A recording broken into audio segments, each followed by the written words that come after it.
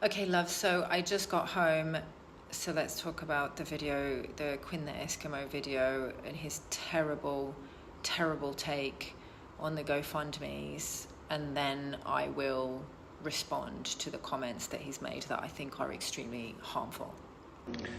I'm going to try to explain this, and I'm going to try to be as patient as possible, but I'm about to lose my shit. I'm telling you the truth. Listen, the border between Egypt and Gaza is closed. It is destroyed. Nothing or nobody is getting in or out, and hasn't for 50 days. And it could be another 50 days. It could be another 100 days. We don't know, okay?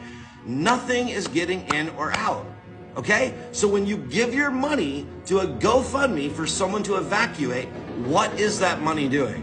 Nothing. Not a damn thing. It is literally just sitting there. It's not helping anybody. Stop doing it. Okay? Stop. Stop doing it. So Quinn the Eskimo wants y'all to stop doing it because the money's doing nothing.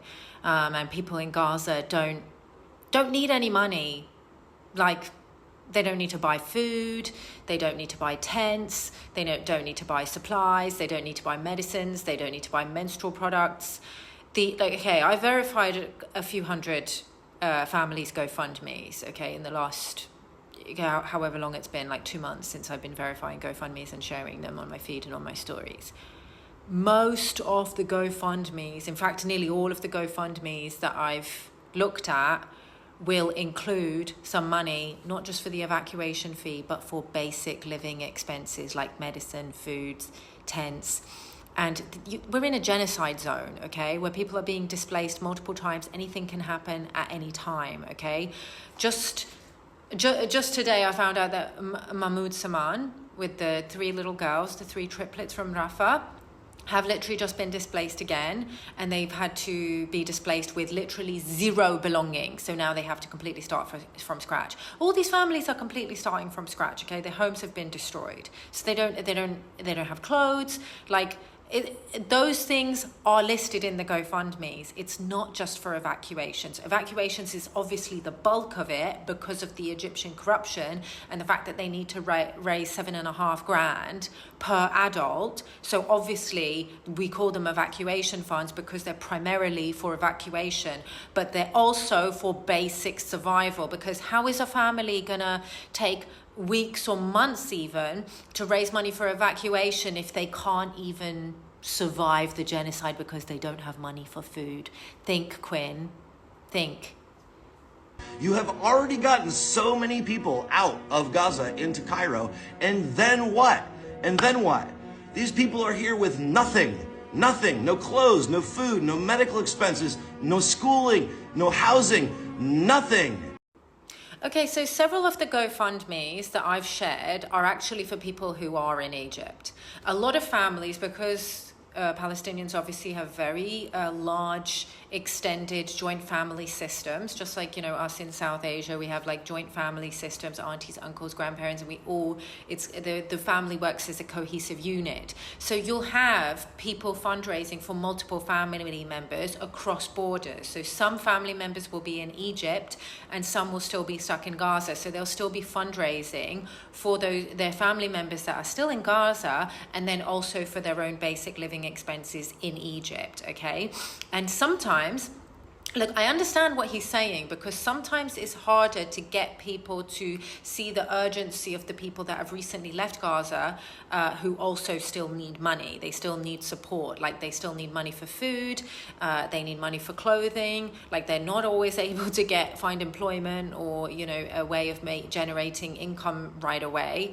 Many of them were still in school, in university. I've shared fundraisers with Jojo Jamana, for example. She asked me to share her fundraiser once she got to Cairo to continue with her schooling, okay? There have been several GoFundMes where people have said that it's to help them get set up. I've shared another GoFundMe for somebody who's in Cyprus, and is struggling. Well, he needed to raise some money so that he could start a business, buying some power tools and working in construction. So those GoFundMes exist as well, okay?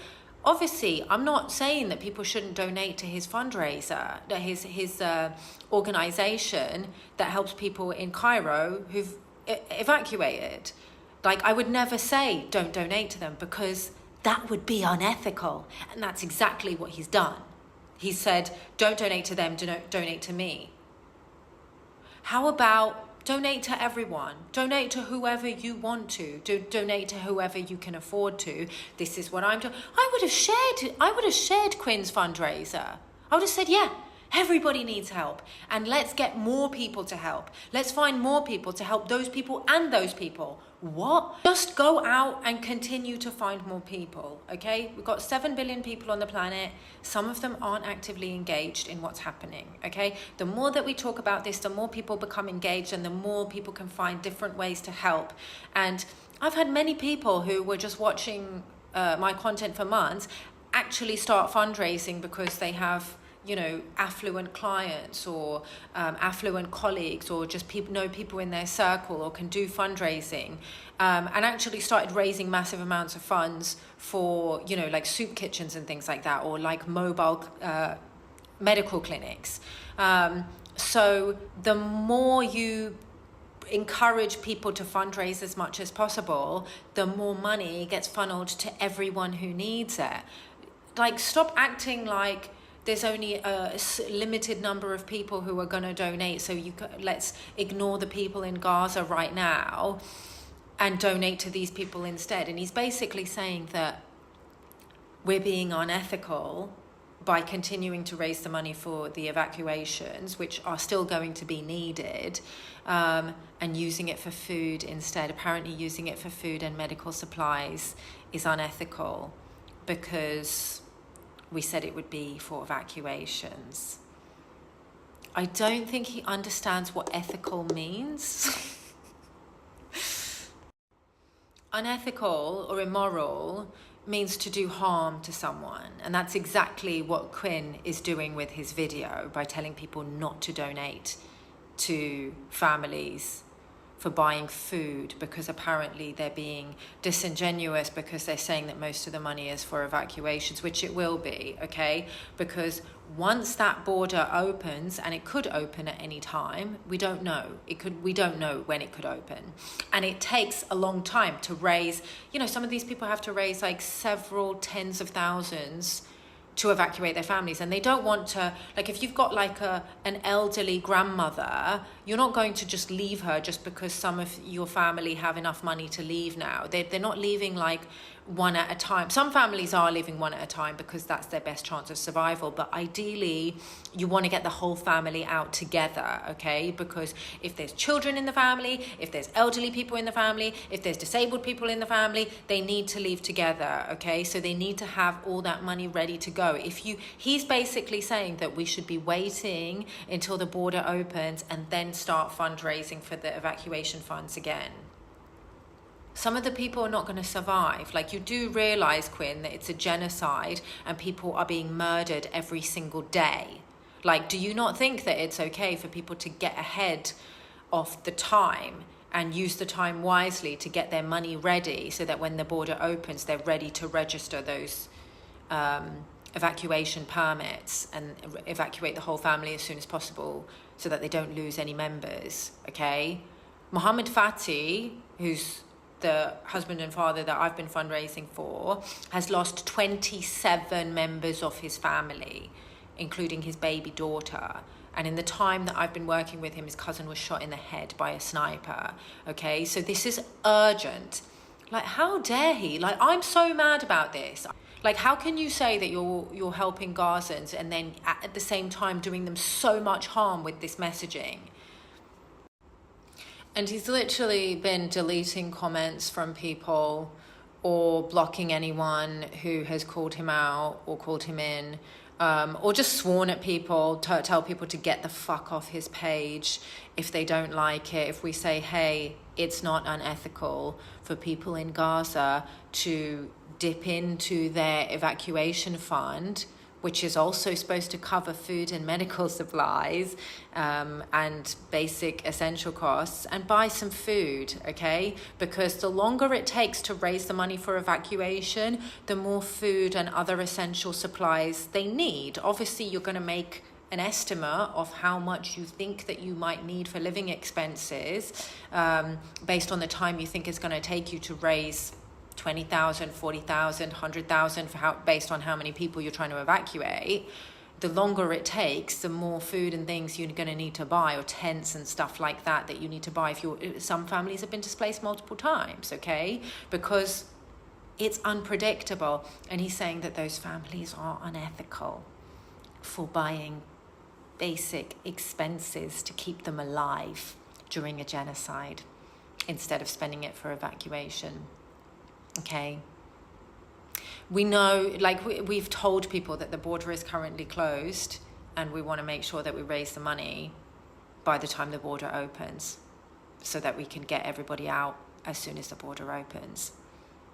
This is not fucking complicated, Quinn. Anyway, so yeah, I'll probably post some... No, wait, what did I want to say? Yeah. So I actually had been warned about Quinn through one of my Egyptian contacts, the one that was helping us with the petition, who said that amongst some personal issues where he said that Quinn had basically bullied some people and kind of kicked them out of the organization when they tried to call him in on some certain issues, mainly around his kind of like white saviorism and lack of like just not having decolonized his perspective at all. I think the specific issue was around basically US Congress and the overrepresentation of people with a dual Israeli US citizenship in Congress and what could be done about that. And Quinn had suggested that anybody who has dual US and another country's citizenship should not be allowed to run for office, which, aside from being really discriminatory, is also dumb, because people who have dual citizenship can be helpful for, you know, diplomacy between different nations, but it also completely discriminates against any indigenous Americans who might have, you know, their own, you know, they have their own citizens, they have their own systems of recognizing citizenship under kind of indigenous law. So, and I don't know exactly how that works, but it would basically eliminate them from running for office in the US. And so when he was presented with this, he was just like, no exceptions. So he wasn't even willing to make an exception for indigenous Americans. So he's a problematic person, in my opinion. Like, I'm not saying that his organization doesn't do a lot of good work and doesn't help people.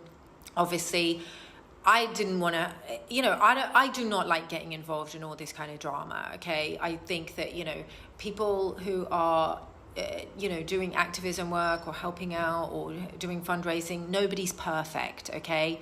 People make mistakes. But the fact that he's made a statement that is so harmful and so unethical and accusing those of us who are helping the families in Gaza get money, life-saving money, of being unethical, it's just a very fucked up take, and he needs to be called out for it. So yeah, that's what I have to say about that. Please continue to support people's GoFundMes. There's Mohammed's GoFundMe, who you can donate to. The link is in my bio. There's many other families that I've shared.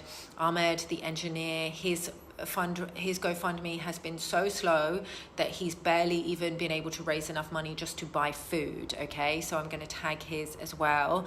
Mahmoud Saman, who has 3 triplets, 3 young beautiful girls and a little boy as well, and his wife. You know, they have recently, like just today or yesterday, been displaced again and have lost all of their belongings, so they desperately need money. Hashem, the English teacher, Lulu Salma, the little 14-year-old, I think she's actually 12, sorry if I got that wrong, the little actress, her and her family. She said her campaign's been a little bit slow recently, so you can also donate to that family to help them get, you know, life-saving food and supplies, and also towards their evacuation funds, which are, you know, not moving along as quickly as we would like.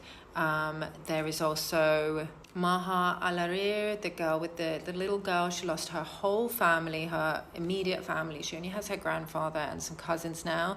She's actually related to the great academic Rafat Alarir, who was assassinated by the Israeli occupation forces. She was very badly injured in an airstrike with third-degree burns. You can donate to her campaign as well. She still needs ongoing medical support. And then obviously she has an evacuation fund as well for her grandfather, cousins. You know, obviously Gazans help their extended families as well, and sometimes money gets dipped into because unexpected things happen in a genocide zone. Like, I hope that you guys are all okay with that, if people actually use that money to survive the genocide so that they can then evacuate. I don't think that that's unethical.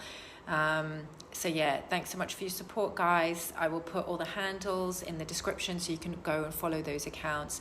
And please continue to donate to whoever you want to, wherever you want to put your money in, wherever you want to do the most good is completely up to you. So yeah, don't let anyone else tell you otherwise. Okay, bye.